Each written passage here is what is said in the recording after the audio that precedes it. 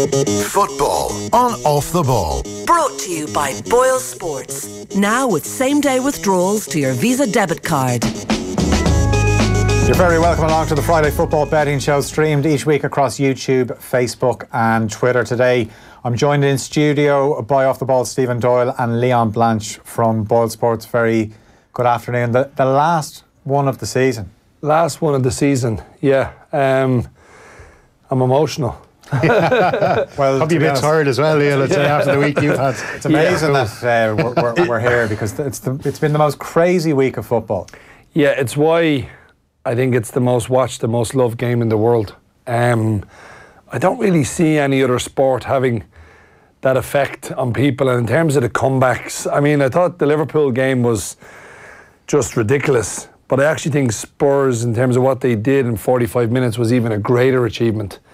And it's just, look, it's fantastic for the Premier League that we all love and watch every week, that we've now got 4 teams in the 2 European finals. It's a fantastic achievement. Yeah, you were there. I was there. Tell me now, honestly, going into Anfield on Tuesday night, what was the feeling? Did you think, because I kind of thought if Liverpool get an early goal, and I mean early, and obviously they got it within 7 minutes, not like 25 minutes in the first 10 minutes, they'll have a chance. Yeah, I suppose, Phil, everyone was thinking get an early goal like yourself. I felt inside the first 20 minutes, but when I saw Salah out, Firmino out, then you're thinking, oh, have we got the firepower to actually trouble even a weak Barcelona back four? And I think the key moment was the Alisson double save in the first half. I think going in half-time 1-0 and shooting into the Kop second half, I think that was crucial.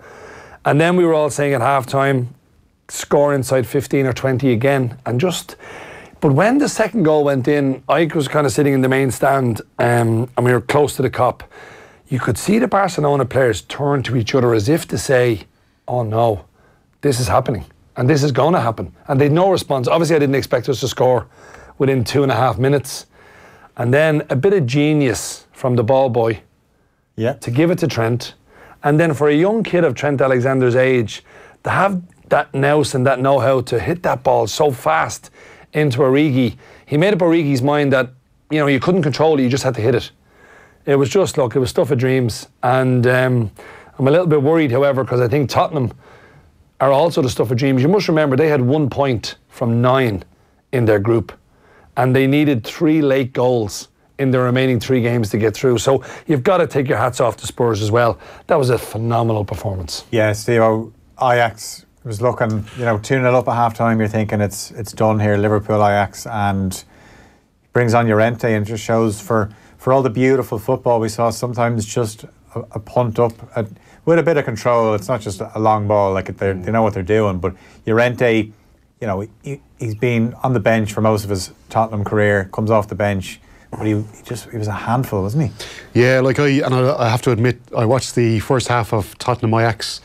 Then I had to go off and go to a gig. I had tickets for the Fat Boy family during the week, so I had to go see that and kind of keep an eye on the phone then while I was in at the gig.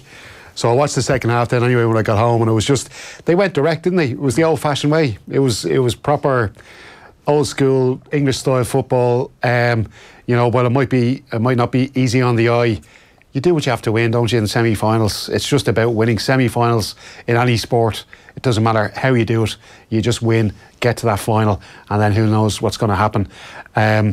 I would say a bit of punter's advice in these kind of games. I actually backed corners in both those matches because you've got 2 teams going hammer and tongs, and there's a guy actually won on both games. You've got 2 teams going hammer and tongs. There's going to be a lot of corners in games like these, unlike the first match where the teams are maybe a little bit more cagey in the first leg.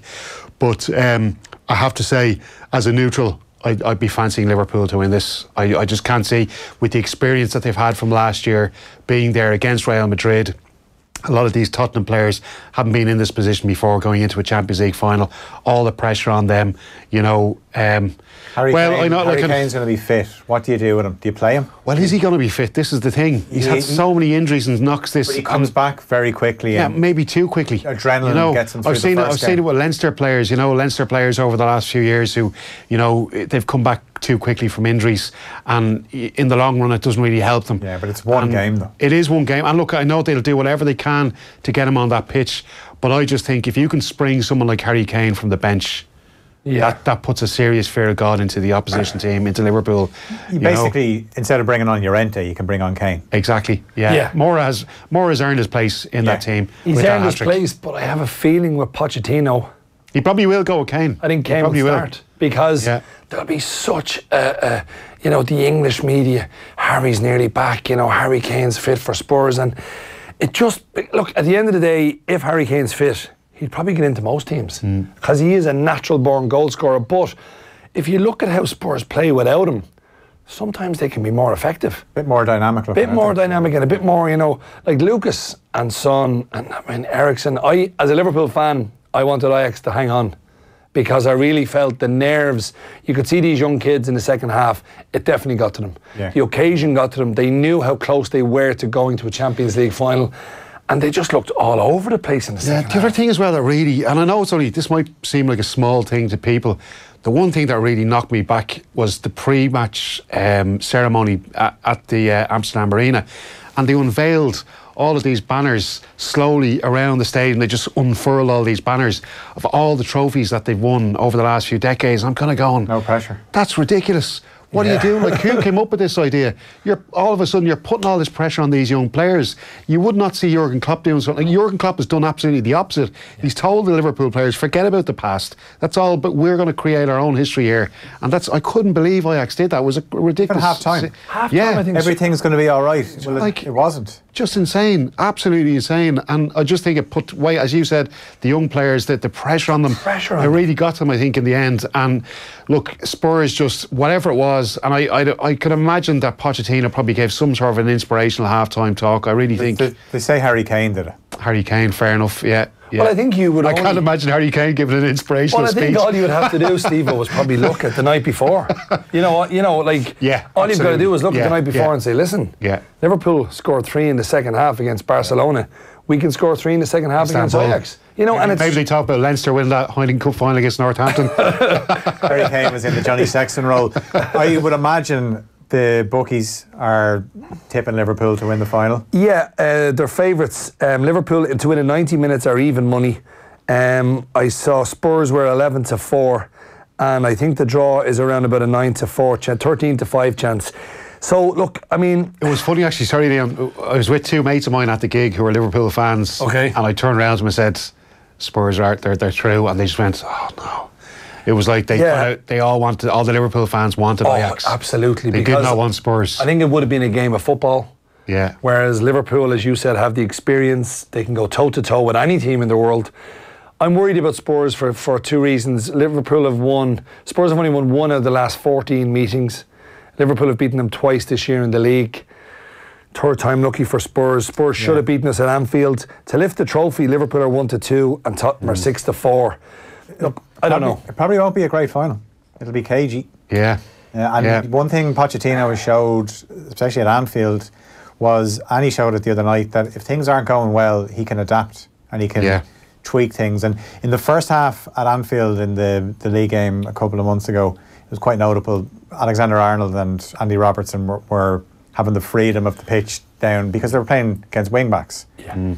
And he changed it, and Tottenham had the beating of Liverpool in the second half. Like, they should have put them away. Like, Sissoko missed the chance, Dele Alli had a good chance. It turned out to be a big result for Liverpool because they've kicked on since then. But you can see why Liverpool fans will be anxious that it's one game. VAR is there now, so sending off in a big game can often sway things.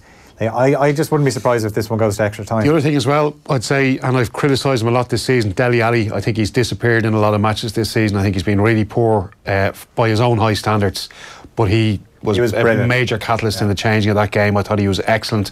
His passing was brilliant. He unlocked that Ajax defence with some of his passing. On the other hand, you've got Kieran Trippier, who I don't think should be anywhere near that team in the final because he is awful. He had a shocking first half, but in fairness to him, he wasn't bad in the second half. Yeah, I just think defensively he can be got at. Yeah, he can. Mane's going to be going up against. Yeah, and I think that's bad news for Spurs.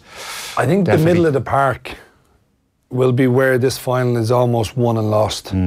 and Liverpool fans will be praying that nothing happens for Fabinho. He was absolutely...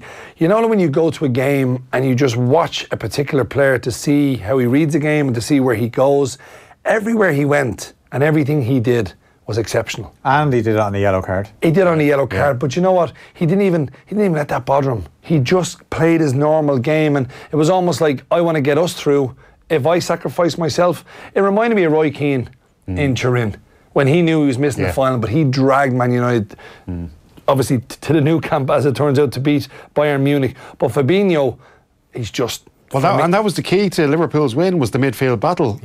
Like Barcelona have been good defensively, and I know I said it here, I really thought that was going to get them through, but Rakitic and Busquets were outplayed by the Liverpool midfield, and that was the key to the win. Hassled. You know, you can talk about Origi and you can talk about Alexander-Arnold, they did great things, definitely, but the main driving force in that win was Liverpool's midfield dominating Barcelona. And Jordan Henderson, Barcelona's midfield. I must give him a shout out, because he gets a lot of stick, and he's average, he played the ball sideways or backways, but since he's been pushed more advanced because of Fabinho, he actually looks a much better player. And I was looking back to the 2014 league campaign, and I looked at some of his stats when he was in a more advanced role, because Gerrard used to be that holding midfielder. He came up with an awful lot of assists. Absolutely. I mean, people forget that he didn't play in the Chelsea game. Yes. Because he got sent off against City right at the end as well. There was no need for it. In fairness, we'll give Steve-O the credit there. He's always been banging the Jordan Henderson drum. I always loved him. And I just think, whatever about, he's had some rough patches maybe from a playing perspective, but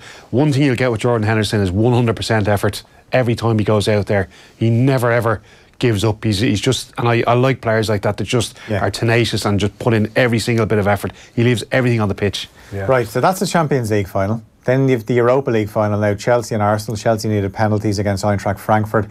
Who would have thought at the start of the week Arsenal would have the easiest night? It's incredible, isn't it? Yeah, Especially when Gamero scored, I thought this is going to get a bit scary here, but Aubameyang, unbelievable. I thought, I would have backed. I was at the Ireland under-17s game last night, so I didn't get to see both matches. I watched the end of the Chelsea game on the way home on the phone, but I backed Valencia to qualify. I felt they might have too much in the attack. Coquelin was back for them last night as well. He's a really good defensive midfielder for Valencia, obviously a former gunner as well, him and Gabriel. But just fair dues to Arsenal.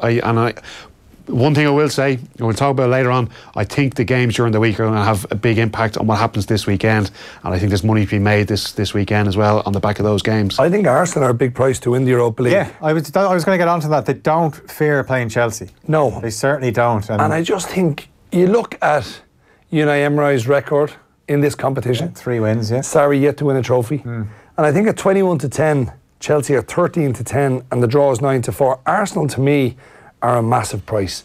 And I just like the way they've been setting up lately with the 2 wing backs, the 3 in the middle, and the 2 lads, when they play as a partnership, they've got pace. So even if you're under pressure and you hit a ball into the channels, it just turns the opposition back 4. And as we know, Chelsea do not like to be turned, because they don't have a lot of pace across their back line. I really fancy Arsenal. I think Arsenal are going to win the Europa League. Could be like that opening game of the season, couldn't it, at Stamford Bridge? It's finished? It's 3-2 to Chelsea. 3-2 to Chelsea. But it was one of those where Arsenal should have actually won. Yeah, they got the revenge. It could be a mad game like that, I think. It really could. Baku, wouldn't fancy travelling there now if I was 6,000 tickets each, that's all they're getting. Pretty disgraceful, isn't it? Mkhitaryan didn't make the trip when they played Karabakh earlier in the season. Indeed. There's not great relations between Armenia. 6,000 each, so what's the capacity there? 68,700. Yeah, it's disgraceful, really. Yeah, absolutely. So and again, just at 11 o'clock in the evening in Baku, by the way. Yeah. So it's just, fair play to Arsenal or Chelsea fans that go over to it. But let's look at this week's offers, right? We're going to get into the Premier League title race. It's all down to the final day, and we can go and have a look at BoyleSports offers, get them up on screen here. Manchester City and Liverpool to both score in the first half was 5-6, now 6-5. And you just feel, Leon, whoever gets the first goal, because if you're at the Amex and you're a Manchester City player, a Manchester City fan, and Liverpool score, that will ripple through the crowd. There'll be roars. Even the Brighton fans will probably think it's quite humorous that they're playing Man City, who are all of a sudden now not going to win the league. Yeah, and I think Liverpool... And it works both ways. It does work both ways, but I feel Anfield will be absolutely rocking on Sunday, because they now know that they've got another game, they've got a Champions League final, and I think the way Wolves play, Phil, it'll be an open game of football, and I think that'll suit Liverpool. Whereas Brighton defended for their lives against Arsenal, and they had nothing on the line. But some of that defending from Duffy and from Dunk, and their goalkeeper was exceptional as well. So I think Liverpool will score first out of the two games. Yes, so 5-6 to 6-5. Man City, they haven't been scoring an awful lot, but they're just getting the job done. And I think even with City, Phil, if they go 1-0 up, they'll keep that ball for the remainder of the game. They will, but if they're only 1-0 up with 10 minutes to go... Oh, well, then they're going to start getting nervous. Big Shane Duffy. Yeah, I have actually found, I don't know what you lads think, in the last few weeks, it's more looking at Guardiola. He seems to almost cause a bit of panic where the players know what their roles are, but he looks like he's just going mental on the sideline, and it seems to be affecting some of the players. They seem to have one problem at the minute. Guardiola, I think, has fallen out of love with Sané.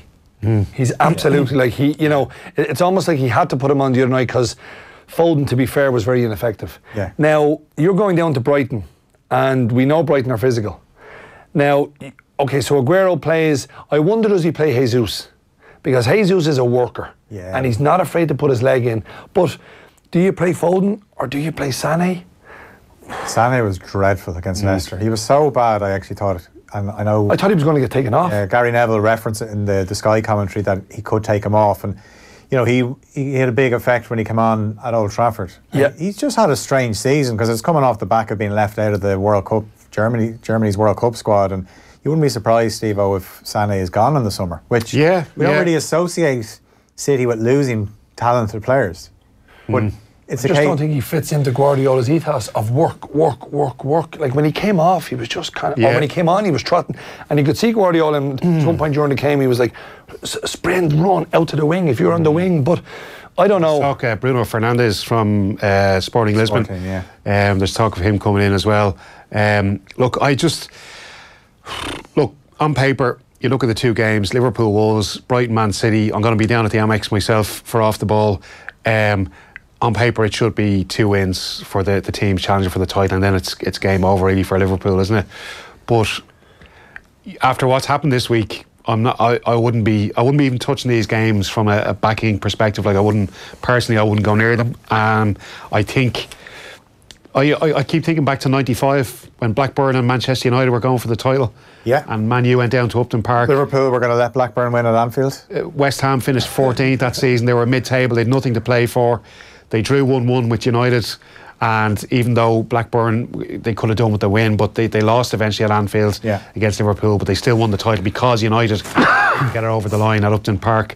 So, like, who's to say something crazy like that won't happen? Another good omen for Liverpool fans, made of mine, reminded me during the week, 1968, Manchester City won the title over United by 2 points. But then United went on to win the European Cup. So here's another one for you as well. Fans can take that one. I was looking at City haven't lost on the final day of the Premier League season since 2013. They lost 3-2 to Norwich. Who was the manager of Norwich? Chris Hughton. Now, how do you see Brighton scoring 3 goals though? Isn't that like whatever about watching the game the other night when City were playing Leicester? You knew that Leicester have a threat. Yeah. Brighton don't have that. They don't have that. Well, look, that explosive I keep pace. saying, I think Gross is coming back into form just at the end of the season, and like I know what you're saying. Listen, Glenn Murray, he's a fox in the box, isn't he? Who knows? All it takes is a set piece or something like that to go wrong for City. The ball spills out. Murray's there just to poke it home. You just don't know. Scores, I tell you. Whoever there'd be a statue outside Anfield. They'd be selling packets of Murray mints around Liverpool. Well, like I would say is that I just think that it's one of those games where everybody is so certain that Man City are just going to get down there and do the job. If I'm a Brighton player, I'm thinking, and one thing we can say about the Premier League is, and even looking at last weekend's games, so many teams had nothing to play for last weekend, but they still went out and performed. And I still think, if I'm a Brighton player heading out into that dressing room and you've got a chance to upset Manchester City, one of the biggest clubs in Europe now, and you can stop them from winning the Premier League title, that's enough motivation for me. It's one game, 190 minutes, you're going to go out there and do your best. But also as well, if you do your best and you don't win, nobody's going to say anything. Exactly. No, exactly. Yeah. And I think as well, you've got a chance as a player to put your name in the history books. Well, you mentioned 95. When I think of 95, people will think of the Jamie Redknapp free kick, or I straight away I think of the West Ham goalkeeper. Yeah, McCloskey. Yeah, because he pulled off save after. He was unbelievable. Mark Hughes missed a couple. Andy Cole as well. Yeah. So who is going to be the Ludo McCloskey? Will it be Matty Ryan? Matty Ryan. He's a good keeper, Matty Ryan. And actually, interestingly enough, was it? No, it wasn't Matty Ryan. Matty Ryan has played in Spain. Bruno, actually, the right back, he was scouted by Guardiola as well when he was at Barcelona. And Bruno was playing, was one of the, it was Espanyol or something. I'm not too sure now what the La Liga club is off the top of my head. But again, look, he might be playing, I'm not too sure. But yeah, I think Matty Ryan's a good goalkeeper. Yeah, no, he is, absolutely. They missed him. They missed him earlier in the season when he went off to play in the Asian Cup. So that, you feel City are still going to find a way. Yeah, I do, because they've found a way since they've got knocked out of the Champions League. And I just thought Monday night they were getting desperate, because it was coming up to the 70-minute mark, and then look, it's a wonder strike. And to be fair to Vincent Kompany, if you look at Man City and you think of a player that epitomises what they should be as a club, I'd say Vincent Kompany is your man. Because he hasn't played much this season. He's now played 3 games back-to-back. And even though for all the money Guardiola has spent, for all the players he's brought in, he's gone back to Vincent Kompany when it mattered most. And I think that says everything about the character of the man. And you look at the spine of Man City, Kompany, David Silva, who I felt Monday night was very lucky to stay on the pitch. I mean, he should have gone. He's getting a lot of cards lately, Silva. He is, but you know what he's doing? He's not afraid to leave the leg in, is he? And you need to be, he's a small player, so you have to have a bit of nastiness to look after yourself. I've no problem with that. I actually would be more concerned with his performances. He seems to be not on the wane, but he's just not having the influence he once had. Now the beauty for City is they have his namesake Bernardo Silva coming in, who's been their best midfielder this season. Yeah, I know everyone was talking about Van Dijk or Sterling getting the Player of the Year award. I think Bernardo Silva is right up there. He's absolute. The work he puts in. So he ran 13 kilometres. He covered 13 kilometres against Liverpool. Yeah, it's incredible. Quick question for you guys. Do you think now with City, they're looking at Spurs versus Liverpool in the Champions League final? Does that put on a little bit of extra pressure that if they slip up against Brighton, and Liverpool obviously beat Wolves, they'd only end up winning a League Cup and maybe an FA Cup? Does that put a bit more pressure on Guardiola, that he's thinking, okay, my nearest rival in the league is in the final. The team that knocked me out has got through to the final. Does that add a little bit extra to Sunday's game? I think, I do think, and I suppose City haven't been in this position where they're being pushed to the pin in their collar until they won it last season at a canter really in the end. Yeah. But I just think players nowadays, I think Guardiola will have them. Every time they go into a game, I think maybe they could be suffering a bit with nerves and stuff. They still come through, don't they? That Leicester game, they were really put under pressure by Leicester at certain points in that game. They still came through. I don't think mentally, I think they'd be okay. It's really, I think they should be all right. My feeling was when they got knocked out of the Champions League by Spurs, they'd go on and win their 5 remaining games. But they'd be, I expect to see them lift the trophy at the Amex on Sunday. But there'd be a sense of, not anticlimactic, but they'd be back-to-back titles, great achievement, and people say they're one of the best teams we've seen in the Premier League. But until they show that they can mix it at European level, and they're not even, they got knocked out by a young Monaco team that they were more than good enough to beat. They got blitzed by Liverpool at Anfield. They didn't recover. They got beaten by a Spurs team that they shouldn't have lost to either. So that's failure for me. So I don't think they can even be in the conversation to be one of the greatest teams we've ever seen. Yeah, and the funny thing as well is that you could end up, if Liverpool win the Champions League and if Man City win the Premier League, you've got 2 clubs winning the trophy that the other club covets so much. Correct. Yes. That's interesting. That would be the... do a swap deal. Can they do a swap? Take it now. I would take it now that City slip up, but obviously City are not in the final. We've talked a lot about City and how they're going to get on. Liverpool, we know Firmino's out, Salah's back. Wolves have beaten Chelsea, they've beaten Spurs, they've beaten Arsenal, they've beaten Manchester United. They drew with City earlier in the season as well. They love the top 6 games. They do, but I just have a feeling Tuesday night and what it will do for this group of players. that you're missing 2 of your star men and you still go out there and you beat one of the best teams in the world 4-0. And like when Aldum comes off the bench, Milner has to go back left full. I don't know whether Robertson is going to be risked on Sunday. It's not a long-term injury, thankfully for him, because he deserves to be in a Champions League final.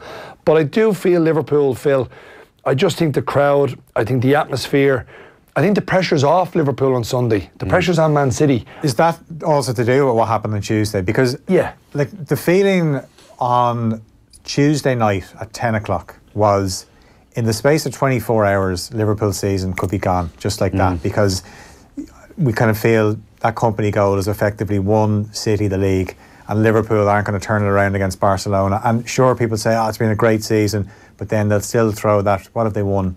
Yes, correct. And you know what? They still haven't won anything. No. And it's not a criticism of Jurgen Klopp, but it's something I feel that he almost feels it on his shoulders too. He's been to 3 finals, a League Cup, a Europa League Cup and a Champions League final, and he's won none of them.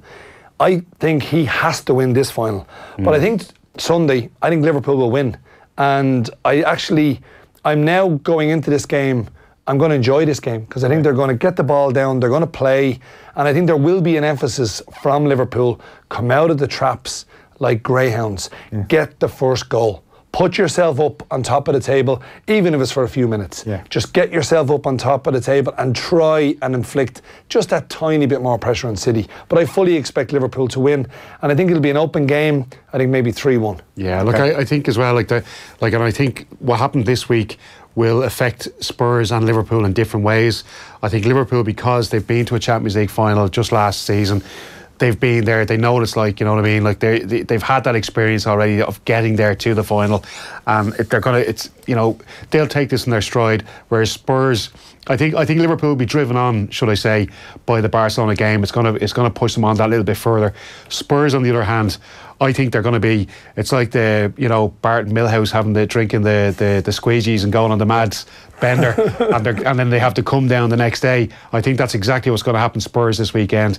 I think Everton to beat Spurs, I think we're going to talk about that, is a great. And same with Arsenal as well. I think Arsenal are going to have a come down. I think they'll go to Turf Moor at the weekend. I know it's not on my bets, but I think Arsenal will go to Turf Moor. I think Burnley are going to. They've got a bad record against Arsenal. The last 3 matches at Turf Moor, they've lost 1-0 in each game. Controversially. So just by narrow margins. So I think it's the last game of the season at Turf Moor. The fans want to have a good result to see the season out. Sean Dyche is going to tell them players, go out there, rough them lads up, and after about 10 minutes, you're going to have a couple of those Arsenal players will get heavy challenges off Tarkowski, off me, off Bardsey, off whoever is out there, off Ashley Barnes, your boy Philo. And I think the Arsenal players will then go, whoa, I've got a European final in a couple of weeks. I'm not going to get involved in this nonsense. And I think Burnley are going to beat Arsenal. I think they're 21-10. He's a great price for Burnley on the last day of the season at home. Okay, we'll get into this week's bets. It'll also be interesting to see if Mesut Ozil plays against Burnley. Sometimes he gets ill before these kind of games. Away matches, yeah. So let's look at this week's bets. Let's try and go out in style, because in a few minutes we're going to reveal that there has been a few reputations tainted as the season has gone on. But we'll look at this week's bets. I've gone for Crystal Palace and Bournemouth, final game at Sellers Park. I think there's going to be lots of goals in this one. Both teams to score as well. 3.5 goals. Yeah, I think, I mean, this is a summer party game, isn't it? There's nothing on it. They both like to attack. I'd agree with you there, Phil. I think there'll be just go out and enjoy yourself. That's right. Well, it's good news for our producer as well, Enda Cole. He suffered the wind and the rain going to Oriel Park there a couple of weekends ago. He's gone over to Brighton and Crystal Palace and Bournemouth. So delighted for him. You get a bit of sunshine, plenty of goals. Great news for Enda. It'll end up 0-0 now. Right, Steve, you mentioned Everton to beat Spurs, and that's the bet you've gone for this week. You fancy Everton to get the job done at White Hart Lane? Look, there's loads of factors here. Look, Danny Rose, he got spotted on one of the players' Instagrams drinking beer on the pitch afterwards. I'd say they had a bit of a celebration, and look, they were well entitled to it. I'm delighted for them. Vertonghen came out of that match in a boot. He's going to be rested for the final. Son and Foyth are both suspended. I know they're appealing the Son one, but those two are suspended. Look, he's going to make a few changes. Some of the players coming in there, I wouldn't have too much hope for. The likes of Dyer, Walker Peters, these kind of fellas. Everton are in brilliant form at the moment. They had a little bit of a hiccup against Fulham a couple of weeks ago, but they bounced back last weekend, and I really think I backed Everton at the handicap last weekend. I really think Everton are going to come down. Tottenham fans don't care what the result is this weekend. So they have top four. The players don't care. Well, Pochettino doesn't care. 8-0. Yeah, well, that's yeah. Look, they do not care. They're just going to go out there. The players are going to be. They're not going to be too worried. Most of the players, the first team players, all they want to do is protect themselves for this final. And Everton are going to go out there. They're going to kill it, and they're going to beat Tottenham. Okay, Kevin Kilbane is not here, but he's gone for Watford to win against West Ham. Watford warming up for that FA Cup final, and both teams to score. West Ham won last week against Southampton because Marko Arnautovic was in the mood. Yeah, and when he's in the mood, he's unplayable. Yeah, I've said it on this show before. I'd love to see him at Liverpool. We know Liverpool. he's in a mood. Yeah. He wants to get a move. He wants to get a move. Yeah. He's so the one first goal scorer, I think, as well. Might be worth a little fiver. Not bad. Yeah, Absolutely. And then Leon. Yeah, well, I agree with what Steve said earlier on. I just think Burnley at home to Arsenal, who are absolutely shocking on the road in the Premier League, and they are just soft. Arsenal are soft. Yeah. If you give them a good 50-50 and absolutely lump into them the first 10 minutes, they're going to be going, listen, we've got a final in like under 2.5 weeks away. They'll be wave loads Emery. No, I really like Burnley. 21-10. I'm surprised. And I do agree with Steve. I think this market will shift before kick-off. I would be surprised if Burnley don't come under 2-1 before kick-off. I would expect them to be around about a 7-4, 15-8 chance before kick-off. I think punters are going to realise that Arsenal, because of their away record and because they're in the Europa League final, stay well away. Okay, we're going to show how we did over the season, but I'm just looking at last week's bets. Steve-O, you were the only one that got the win. You had Everton with the handicap and at -1, and they won, so that came in for you. The rest of us lost. Will was here. He went for West Ham and Southampton, Cardiff and Palace, the draw, 2 draws there. No, he lost that. I thought Man City would score in the opening 10 minutes against Leicester. They didn't. And Kev went for Wolves and Man U to win. And United didn't win against Huddersfield. Yeah. Kev, I was there. Yeah. It was miserable. Like they were United, just awful, absolutely awful. In fact, I might nearly have a cheeky euro on Cardiff. Show without mentioning them. I know. But what's it going to be like there on Sunday?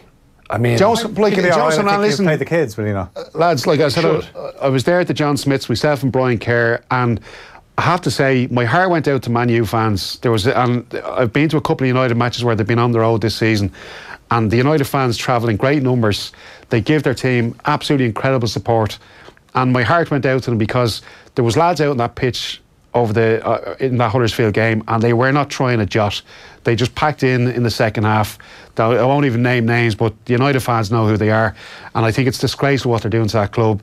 I think the rot runs right through it from top to bottom, and it's the fans I feel sorry for. They're paying money to go see that team of players playing every weekend, and that's the kind of the thanks that they get from the players. I think it's disgraceful, and I think next season Ole has a big job in his hands. He really does. Going to have a busy summer. Okay, before we finish up, and remember, if you are gambling, gamble responsibly, and we're looking at the overall winners now. There's going to be a few little asterisks beside some of these things, right? Because certain, like, in fairness, Enda's done up the winners column, but I want to see appearances. I want to see ratio. We got the ratio here, Phil. Goals per minute ratio, wins to appearances. Yeah. So I'm thinking that I'm going to go. Will is bottom of the table, right? He had 2 winners all season. Now he was only on 4 times. Well, that's not so bad. That's a 50% hit rate. That's a very good strike rate. Yeah. That's a serious strike rate. Yeah. Now to myself, I had 4 winners. Now I don't know what my strike rate was. It wasn't 50% anyway. It wasn't very good. 4 winners still good. Did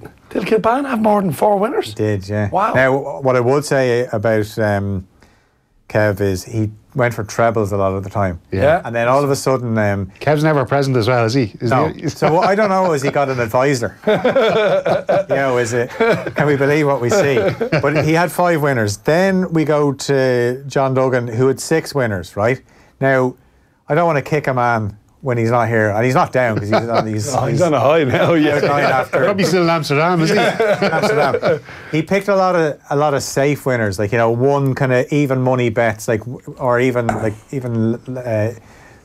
shorter odds than that. He was going on just one game. Yeah. He'd come in and he would be adamant, like, they're going to win this game. Then we go to Steve-O, you'd 5 winners. I'll take that. Yeah. Now, you only had 5 losers.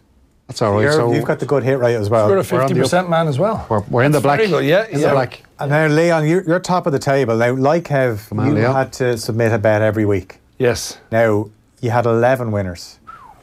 That's nice. It's not bad. That's not bad. Yeah. It's not bad. I mean, could have been better. Happy with that?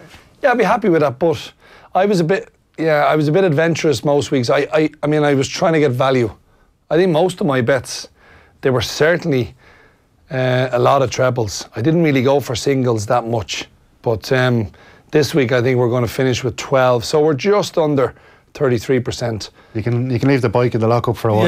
Yeah, because I think Burnley this week. I think I'm actually going to have a small little flutter on that myself. Okay, lads, thanks for today. Thanks for the season. Thanks, a pleasure. And enjoy the final day. I know you're going to be at Anfield. I am. You're going to be at the Amex Stadium. The Amex. I'm going to be in here on the final day, hoping there's drama. Steve, I'll be expecting a text from you when Shane Duffy rises above all else and plants it into the back of the net. Into the wrong net. Yeah. The former Everton defender scores an own goal. We'll see. But yeah, that is our lot for this week and for this season. And enjoy the final day, and we'll chat to you soon. Football on Off the Ball. Brought to you by BoyleSports. Now with same-day withdrawals to your Visa debit card.